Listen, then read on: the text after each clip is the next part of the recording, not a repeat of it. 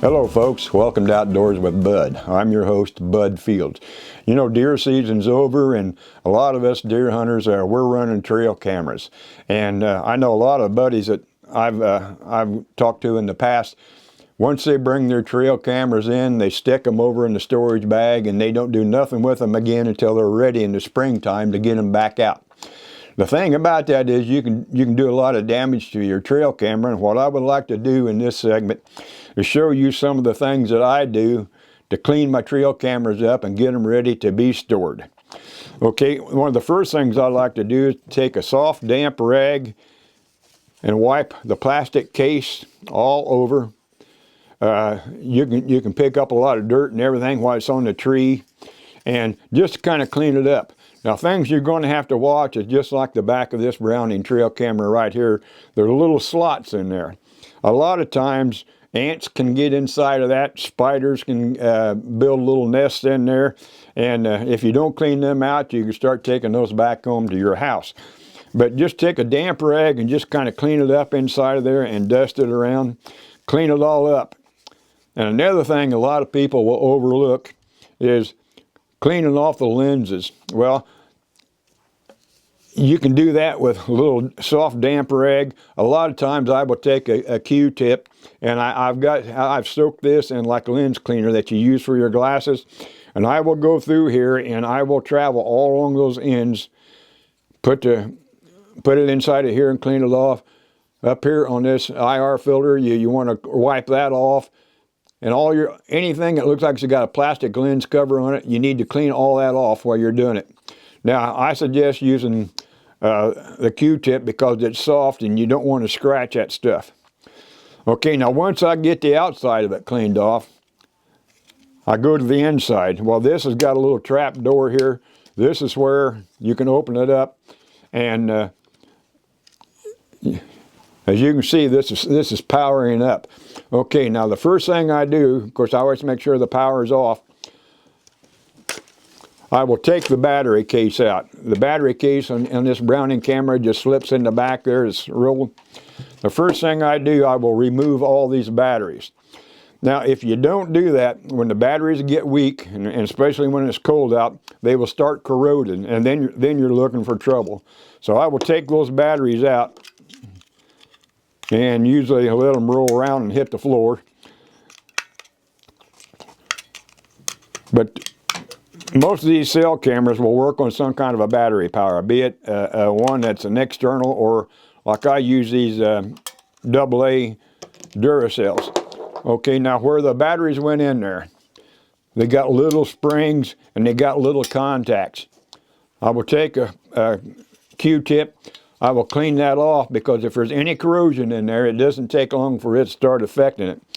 A lot of times these springs will get bent, pushed one way or the other, or sometimes they will break. And if you're not getting a good contact, it's not going to work worth a darn. Well, then I'll take that soft rag again. I will clean all this off inside of here. And then I will take a little bit of compressed air. But whatever you do, don't let these points get corroded, because if it gets in there, it's hard to clean it out, and you'd have to buy a new compartment. Okay, then you push that back in there. Now, I'll take that same damp cloth, wipe around all inside of here, any place that you can get it to remove the dirt and everything. That's what you want to do. Now, a lot of these cameras, now you can get video and everything for them. There's a little place down here that you can put like if you're going to run a 6-volt or a 9-volt external battery, that's where it plugs in. A lot of guys will lose this little cap, this little sealer right here, and that can get dirt and everything in there. So I always bring that back. Once again, I'll get that Q-tip and I'll run that around inside there and make sure that's all clean. And then I will take that cap and I will push that up there to make sure that's clear. Okay, then there's also here's one down here for like the USB port if you want to watch it on your television. Then here's a deal if you want to push it right there, and this is a control for the battery bag. But it pays to keep good care of these cameras. Occasionally, a woodpecker will get in here and he might peck that out because that is a plastic. None of this is glass. But a lot of times a woodpecker will see that when the sun shines on it, and he'll come up and start pecking on it. So you got to keep an eye on that. And you don't want any kind of water buildup in it. But trail cameras can be a lot of fun, and they can last you. Matter of fact, I believe this one right here is probably 8 years old, and it still looks relatively new. Now, these are plastic, and they can break. Sometimes, when you got them on the side of the tree, the deer will come up and maybe smell it, or they might hear something, and they're going to investigate it, and it might knock it sideways. I've had some times when I've had the camera set just perfect for the deer coming in, and the deer would come up, and all you can see is just a nose and whiskers, because he's looking at it and he's wanting to find out what it is. Now, another thing on a trail camera is the attachment straps. I know a lot of guys, when they put their trail cameras on the tree, they will use just like a rubber bungee cord because they're a little more economical, and they can wrap it around there and they can keep it tight. Now, most of the time when you buy them, they will come with these nylon straps like this. Now, occasionally the squirrels can get hold of these straps and they can start chewing on them, but normally if you get the nylon straps, they're a lot more durable. But it doesn't hurt you to check and see if there's anything that's been gnawing on that and is going to knock that strap loose. But trail cameras is a lot of fun. They can be rather addictive. I always said that I would never be using them, and golly, I've got, I don't know, 30, 32 of them now. But you need to take care of them. And what do I do once I get them all cleaned up? I will take the strap and I will wrap around it. And you can cut these straps down to whatever size you want. I always like to leave plenty because every time I cut a strap off, I go up and find a tree that I want to put a camera in, and it's too big and I don't have enough straps. So I don't normally bother the strap setup, but you can use bungee cords on these if you want. Now, another thing that I like to do is just like these batteries. I've got a battery tester that, matter of fact, shows you how old this is. This come from Radio Shack, and it's all adjustable. And if you want to know how good your batteries are, it's got a little dial here that you can turn. Like I've got AA batteries, I can turn this over here to where it says AA, and all you do is you take the positive lead, you put on the positive end, and this is on the bottom end of it. Can you see that? Is that meter showing up? Okay, I'm going to try to turn that to where you can see it a little bit better. Now on your meter, if that hand is indicating anything in the red, it's time to replace those batteries. Now over here it's got green. Now I'm going to put the connector on there. I don't know if you can see that very well or not.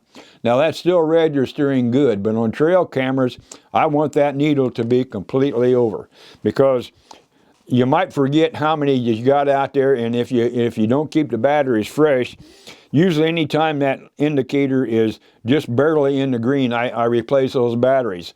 But that still might be enough power to run some of your smaller flashlights, or like my wife's Christmas stuff. We go through a lot of batteries, and most of them anymore are using these AA batteries. But hey folks, I hope maybe that information helps you. As far as what happens if you got a busted case, what I recommend is, these are Browning trail cameras. If maybe this front enclosure right here cracks, if there's any kind of crack on there, sometimes you can use a little bit of silicone if it's not a very bad crack or a hole, and fill that up and get by with it until you take your cameras out. And then I would recommend contacting the manufacturer. It wouldn't do you any good to go to some of the other cameras, because a lot of them changes from one model to the next, and there's so many of them. But any replacement parts you can do, like now. I don't have trail cameras out. I've got them all cleaned up and I put them in storage. And now's the time to get them out and get them ready to put back up, because I'll put mine out in maybe, I'm going to say middle of March to the 1st of April. That way I get to see the pregnant does when they're moving through the area. I'm going to see the bucks. I'm going to be seeing a lot of bucks as they're sprouting their antlers. They shed their antlers every year, and it gets to where you can almost name those deer because they are a creature of habit. They go down along these trails, and trail cameras can give you an awful lot of information. And hey, I hope that helps you out. It's not a big deal, but I only had 2 trail cameras to show you here today. But if you got 20 or 30 or even 40 of them, it's going to take you a while to do it. And now's the best time of the year to do it. You can't get out and do any yard work. It's snowing out. In case you want to go ice fishing or something, you can do that. But now's the time to check up on your trail cameras and make sure they're going to be in good shape, because you don't want to go out there in March or April, take your cameras out there and put them on the tree, then you find out that they don't work. Then you're going to be out of luck. So, hey, I want to thank you for joining me today, and stay tuned for more episodes of Outdoors with Bud. God bless you.